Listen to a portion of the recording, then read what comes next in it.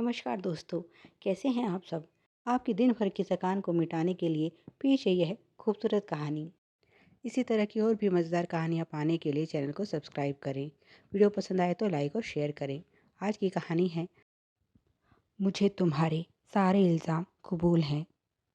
कावेरी मेरी बात तो सुनो। क्यों? क्यों सुनूं मैं आपकी बात? आपने मेरी बात कब सुनी जो मैं आपकी सुनूं? देखो, तुम्हारा गुस्सा करना जायज़ है। मैंने तुम्हें बिना बताए इतना बड़ा फ़ैसला कर लिया, पर एक बार शांत मन से मेरी बात सुनो, तब तुम मेरी मजबूरी समझ पाओगी। मजबूरी? वाह राघव, वाह! अपनी बेवफ़ाई को कितनी सफाई से आप मजबूरी कहकर छुपाने की कोशिश कर रहे हैं। राघव बोला, कावेरी मुझे तुम्हारे सारे इल्ज़ाम कबूल हैं, पर मुझे बेवफ़ा मत कहो। तुम जानती हो मैं तुमसे कितना प्यार करता हूँ। हाँ जानती हूँ, और यह बच्चा आपके उसी प्यार का सबूत है। मैं जा रही हूँ यह घर छोड़कर। मेरे जाने के बाद इस बच्चे की माँ को भी इस घर में उठा लाना, जैसे इसे लाए हो। आपने मेरे विश्वास का खून किया है। मुझ पर ना सही, कम से कम अपने बच्चों पर तो तरस खाया होता। ऐसे कैसे आपने उनका अधिकार किसी और को दे दिया? कावेरी की आंखों से लगातार आंसू बह रहे थे। झगड़ा बढ़ता देखकर आखिर में सास ससुर को दखल देना पड़ा। बहू, पहले उसकी पूरी बात तो सुनो, फिर अपना फैसला लेना। इस समय तुम गुस्से में हो, इसीलिए पहले शांत हो जाओ। राघव ने तुम्हें कोई धोखा नहीं दिया है। सास ने सभी को कमरे से बाहर जाने का इशारा किया और कावेरी को बताना शुरू किया। याद है बहू, रिंकू के जन्म के बाद तुम बहुत समय तक अपने मायके में रही थी। उसका कारण यह बच्चा ही था। असल में यह ऋषभ का बेटा है। कावेरी के मुंह से निकला। देवर जी का? सास बोली, हाँ, अपने कॉलेज में पढ़ने वाली एक लड़की को धोखा देकर वह तो विदेश भाग गया, पर उस बच्ची की ज़िंदगी बर्बाद ना हो, इसीलिए हमने यह कदम उठाया। ऋषभ ने तो इसे और इसकी माँ को अपनाने से साफ इनकार कर दिया। अब अपने खून को हम लावारिस भी तो नहीं छोड़ सकते थे।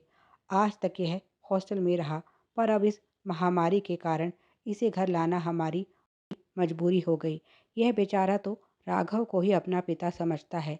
ऋषभ का तो तुम्हें पता ही है, वह विदेश में अपने परिवार के साथ खुश है और इसकी माँ की भी शादी हो चुकी है।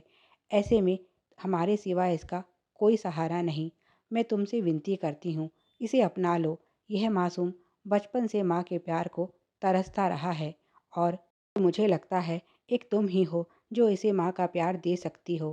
कावेरी बोली, माँ अपने बेटे को बचाने के लिए यह सब झूठ बोल रही है ना आप? सास बोली, नहीं, मैं कोई झूठ नहीं बोल रही। बहू, मेरा विश्वास करो, यही सच है। चाहो तो मैं तुम्हें इसकी सगी माँ से मिलवा सकती हूँ। अब तो कावेरी की उत्सुकता और भी बढ़ गई और वह बोली, कौन है इसकी माँ? क्या मैं उसे जानती हूँ? सास बोली, हाँ, जानती भी हो और मिल भी चुकी हो। वह और कोई नहीं, ललिता है। क्या? यह सुनकर तो कावेरी को विश्वास ही नहीं हुआ। ललिता तो उसके पति राघव की राखी बहन है। सास बोली, वह अपने बच्चे को नहीं छोड़ना चाहती थी, इसीलिए राघव ने उसे अपनी बहन बना लिया और हम सब बारी बारी इससे मिलने जाते रहते थे। माँ के रूप में ना सही, पर बुआ के रूप में वह हमेशा इसके साथ रही। अगर तुम्हें अब भी मेरी बात पर विश्वास नहीं, तो मैं कल ही ललिता को बुलाती हूँ। वही तुम्हें सच बता देगी। वह कभी नहीं चाहेगी कि उसके अतीत की काली परछाई राघव की गृहस्थी को निकल जाए। कावेरी बोली, बस माँ, मुझे और कोई सबूत नहीं चाहिए। मुझे आपकी बात पर विश्वास हो गया है। ललिता राघव की बहन होने के साथ साथ मेरी अच्छी सहेली भी है। उसने तो यह राज मुझे बरसों पहले ही बता दिया था, पर उस समय मैं यह नहीं जानती थी कि उसे धोखा देने वाला और कोई नहीं, ऋषभ है। आप चिंता मत कीजिए।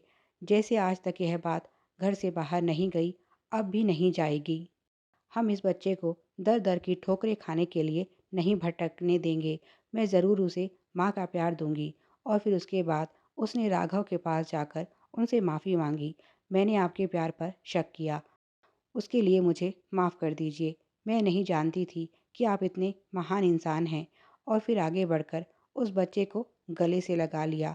घर में और कावेरी के जीवन में बहुत बड़ा तूफान आते आते शांत हो गया। कहानी कैसी लगी कमेंट करके ज़रूर बताएं। वीडियो पसंद आया तो लाइक और शेयर करें। Please like, share and subscribe. Thanks for watching.